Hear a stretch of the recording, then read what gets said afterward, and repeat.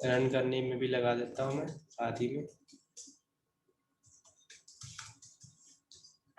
आप सभी ने एटलीस्ट एक प्रोग्राम तो चला के देखा है ना रिएक्ट में?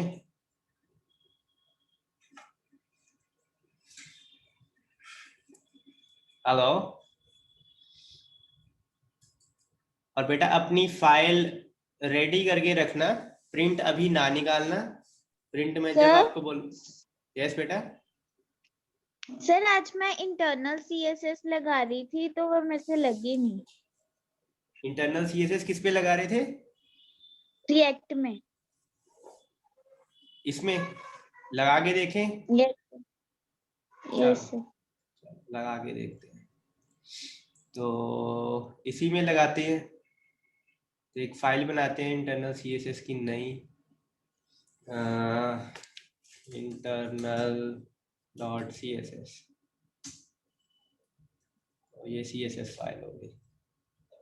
जो हम यहाँ पर स्टाइलिंग लगा रहे हैं सेम वही स्टाइलिंग लगा के देख लें। Okay sorry, internal C S S लगा रहे थे बेटा। सही है, वही कह रही हूँ ओके, इंटरनल कर लगा। इंटरनल बेटा स्टाइल टैग नहीं है अवेलेबल, एक्सटर्नल और इनलाइन। सर उन्होंने ऑब्जेक्ट के साथ लगाई तो हम ऑब्जेक्ट के साथ ही लगाएंगे। कौन से ऑब्जेक्ट के साथ? हाँ बिल्कुल यही, या इनलाइन यूज करो या आप एक्सटर्नल यूज करो। Okay sir. यहाँ क्योंकि हेड टैग है ही नहीं है, सब कुछ रेंडरिंग के लिए यूज होता है, तो इंटरनल नहीं लग सकती बेटा। ठीक है, okay sir. Okay sir. External नहीं लग रही है तो वो बताओ, वो हम कर सकते हैं कोड। वैसे वो तो बनी हुई यहाँ पर है ही है, आप देख सकते हो index dot C S S. सही है, ये वो तो लग गई सिंपल, थी। ये तो लग ही जाएगी। Okay, anything else?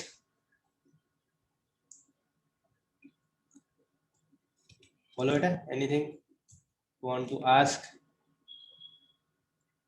सर एक वो भी आपने एक प्रोग्राम दिया है बाइंडिंग वाला, तो चारों के चारों मेथड लगा के दिखाने हमें। आप 4 बटन लो, ठीक है, और चारों में ओके से सर। अलग अलग बाइंडिंग लगा दो, तो एक ही ओके प्रोग्राम में सर। आपके। ठीक है, तो शॉर्ट में आप कर सकते हो, 4 बटन लगाओ, चारों पर अलग अलग बाइंडिंग लगाओ। Okay sir.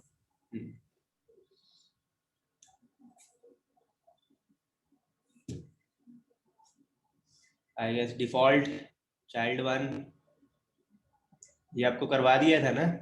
चाइल्ड वन का नेम आप कुछ भी रख सकते हो यहाँ पर, let's say A B C one भी रख सकते हो आप। यहाँ पर यूज किया चाइल्ड वन हमने।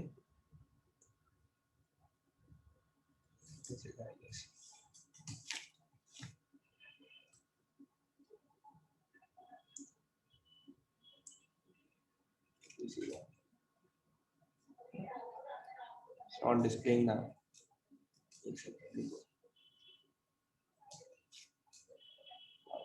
And the display.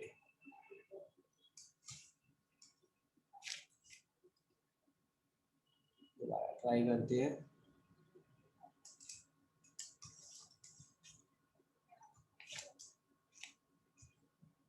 ठीक है, डिफॉल्ट का यही मतलब होता है कि आप यहाँ पर क्लिक कर सकते हो। ठीक है, चाइल्ड वन ये आपका ऊपर रेड बॉर्डर वाला चाइल्ड वन है, और जरूरी नहीं है जब आप डिफॉल्ट एक्सपोर्ट करते हो ना, तो आप नाम कोई भी यूज कर सकते हो। ठीक है, बट एक्सपोर्ट जिससे कर रहे हो वो चाइल्ड वन ही रहेगा। ठीक है, इसको बोलते हैं एलियास। ठीक है, ALIAS एलियास।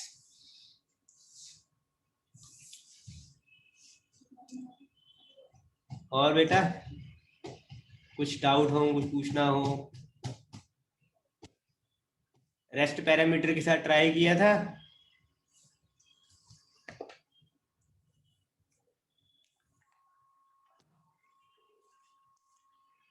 सर किसके साथ? मेन पेरेंट से ग्रैंड पेरेंट तक लेके जाना। सर वो नहीं अभी ट्राई किया। नहीं ट्राई किया? चलो वो भी ट्राई करते हैं। फिर यहीं पे एक और चाइल्ड ले लेते हैं यहाँ पर।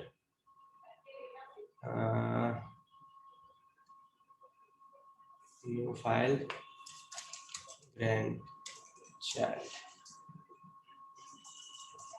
ठीक है, ग्रैंड ही ले लेते हैं सिर्फ। यही कॉपी करते हैं चाइल्ड 2 को।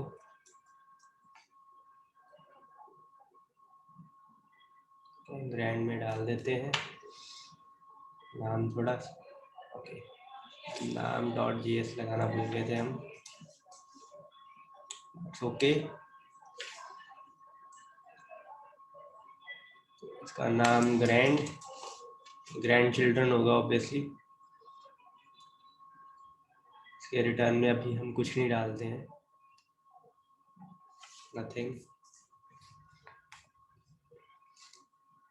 और एक्सपोर्ट भी कर देते हैं ग्रैंड नाम से। ठीक है, तो this is your main parent.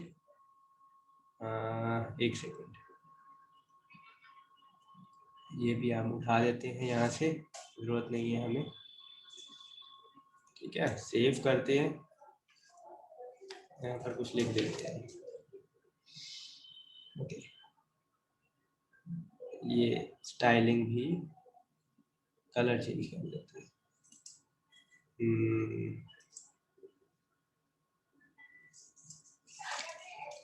Great, इसको चाइल्ड 1 में डाल देते हैं बटन के ऊपर। ठीक है, एक्सपोर्ट किया है हमने, पहले देख लेते हैं। एक्सपोर्ट किया हुआ है एज अ ग्रैंड। तो save, compiled with some warning, useless constructor, useless thing। ये देखो, यूज ही नहीं किया हमने कंस्ट्रक्टर, हटा ही देते हैं। ठीक है, अब प्रॉप्स डालते हैं बेसिकली। और आई थिंक कहाँ पे डाला था हमने इसको, ग्रैंड को चाइल्ड 1 में डाला था। तो let us suppose main parent का चाइल्ड है चाइल्ड 1, जिसका एलायस हमने क्रिएट किया था ABC1। तो इसमें देखो हमने काफी प्रॉप्स डाले हैं ना बेटा, ये देखो इवेंट हैंडलर भी डाला है, सब डाला है। तो यही प्रॉप्स अगर हम इसमें भी डालना चाहें तो डाल सकते हैं। ये देखो लाइक दिस।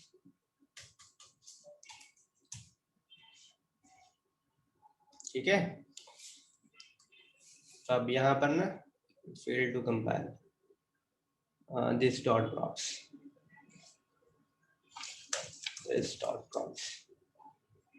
ठीक है। तो ये रेस्ट पैरामीटर होते हैं, remember, rest arguments, rest parameter.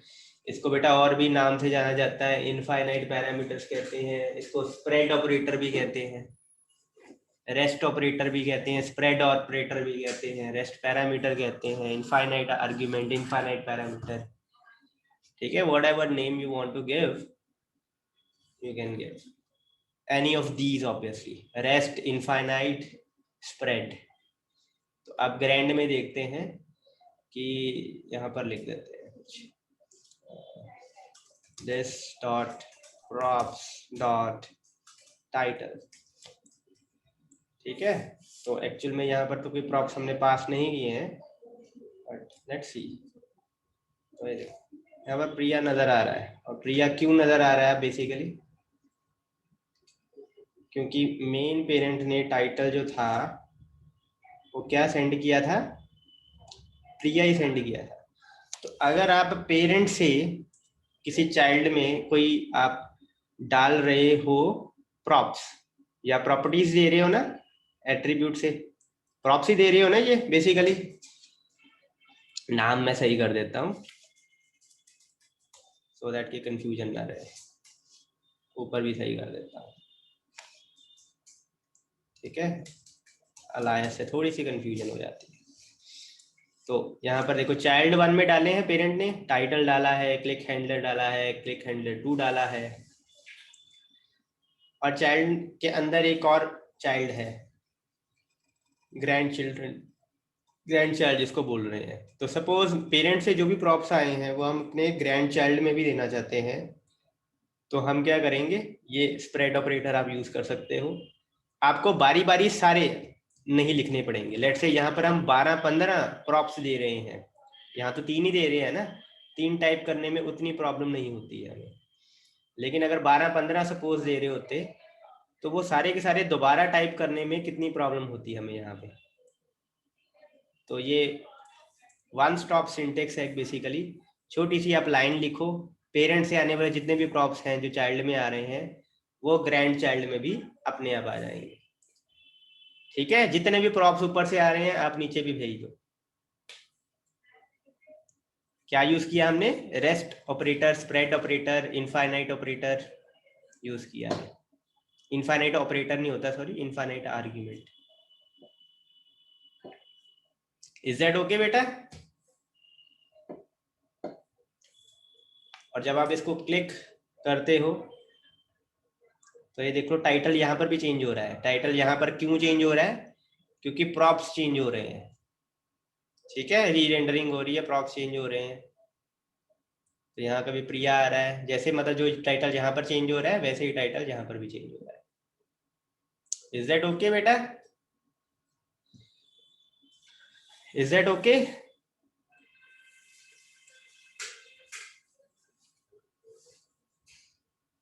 Yes, sir. बस बेटा, that's it. That's your syllabus for the React, for the web technologies.